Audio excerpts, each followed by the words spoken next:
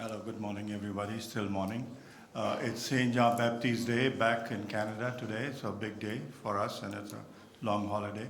So happy St. John Baptist Day, those who care for it. I'm a Catholic, I do.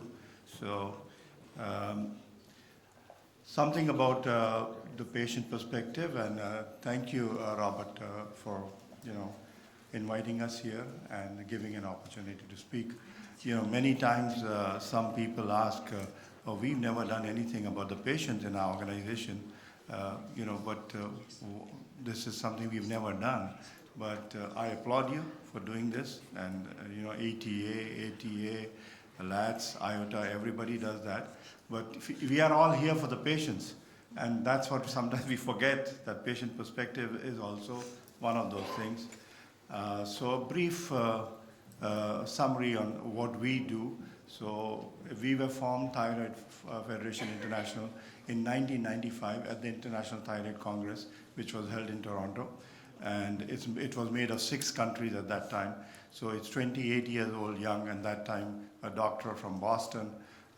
He was our first, Larry Wood, Dr. Larry Wood, he was our first president. So it's not just that patients are made of this, but a lot of places, the doctors and patients, we work together. And the first thyroid foundation was made in Canada way back by Diane Abramsky in 1980, so it's quite an old organization. And that's where I started as a president first and then moved on to international. We are operating in 40 countries today, and our members are patients, doctors, and also endocrine societies the world over. We are pretty much an evidence-based organization, and members of ETA, ATA, IOTA, and LATS. And a lot of things that we do, we pass through this before we ever put forth in the public place or in the domain on the website, etc. We launched the World Thyroid Day, May 25th, and that was adopted by ATA, ETA, IOTA, and LATS. But a lot of times ATA especially forgets something like this, and they adopt it, but they don't mention our name.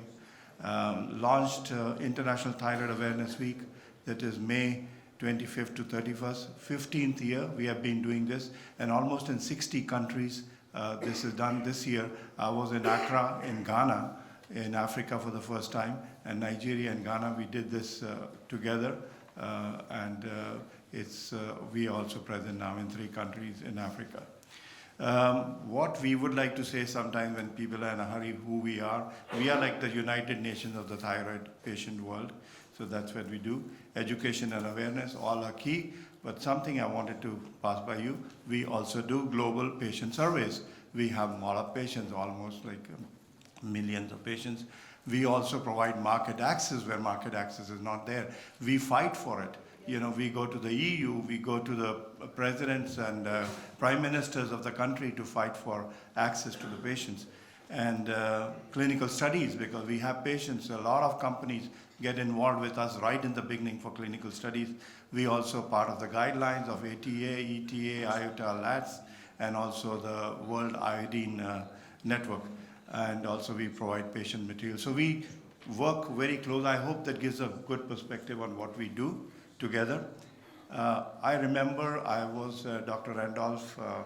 I had invited Gregory Randolph from Boston 5 years ago. The Congress was there, and he asked the question, how many people have done ablation in the room? And there was not a single hand at that time. So things have come a long way in the last 5-6 years.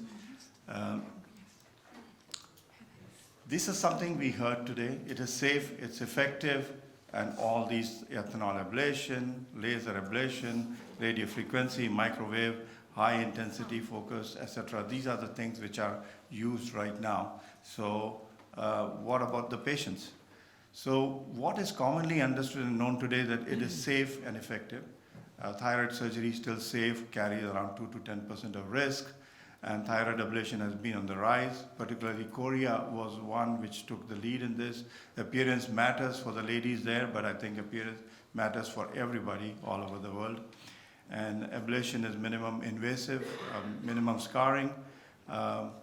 However, when I tried to search the documentation on quality of life, there were very few studies on quality of life, and I think that is an opportunity for us, and we can be involved in that. an opportunity for us on a global scale to do a patient survey and find more on quality of life. And I was talking to Roberto Novicios, we can collaborate on that and do that together. Now this is the state of patient when the first time they hear about this.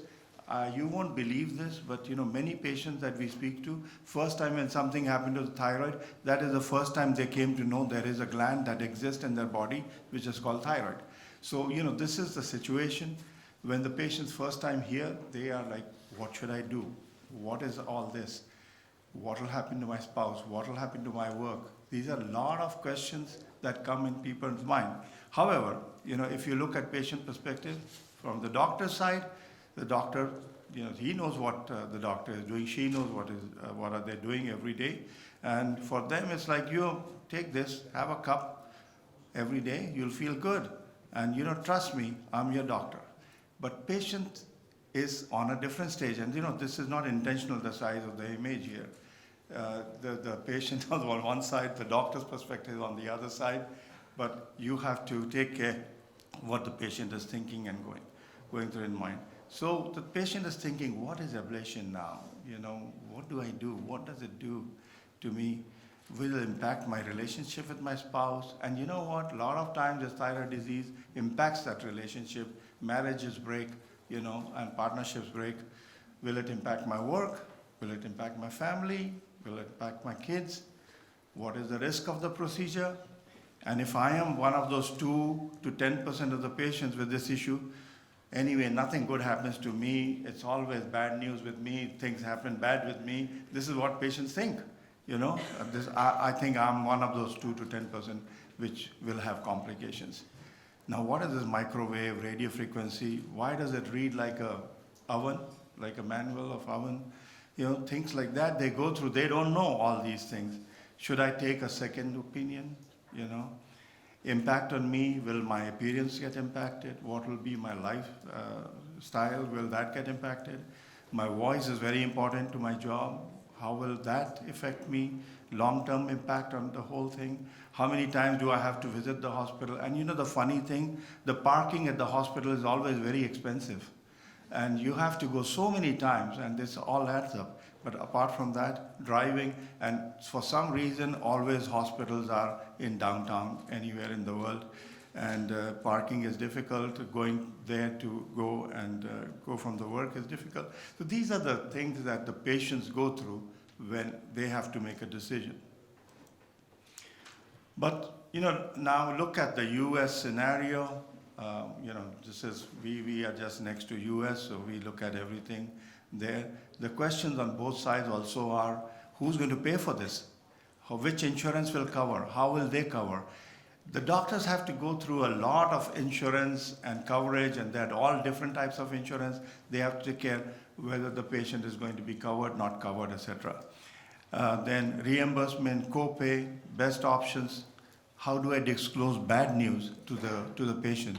Sometimes that is also a problem because there is litigation, and the lawyers are famous in US for litigation. So that is also a big problem for the doctors, how to give the bad news, how to disclose, should I do some more tests, etc., because they don't want to get involved in the litigation process.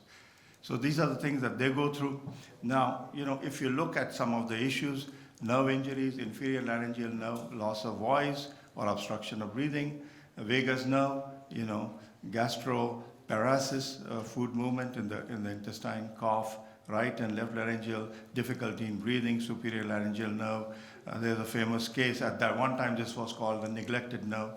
And famous opera singer, Amelita Galli Curci, which is from Italy, some of you might know.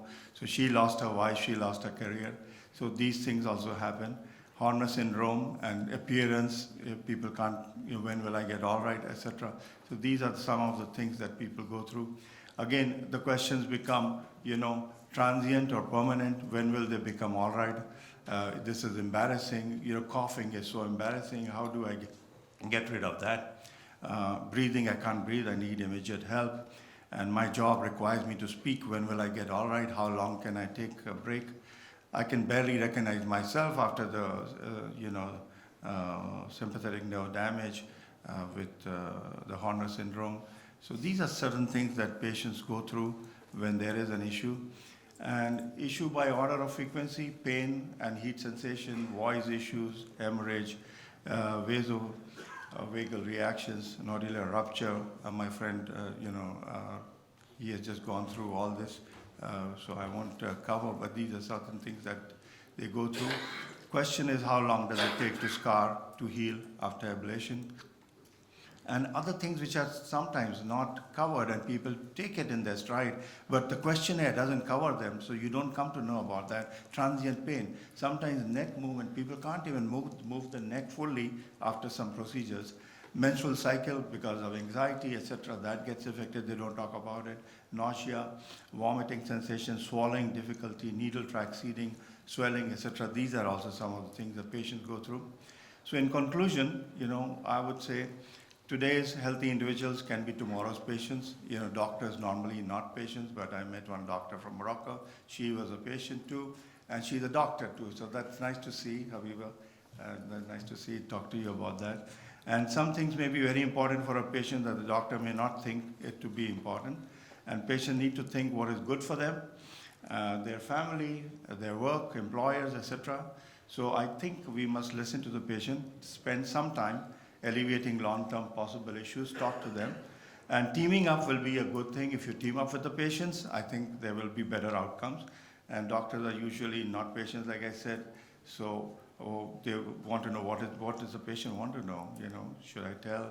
How do I tell? What is good in the situation? If doctor does not have a procedure that the patient wants, is there a colleague who has that procedure? Can I recommend that to the other colleague?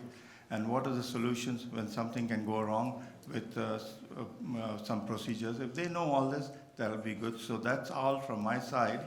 And this I found on the internet, change this, they don't want scarring. So grazie, merci, mulțumesc, mamnoon, shukran. Thank you very much.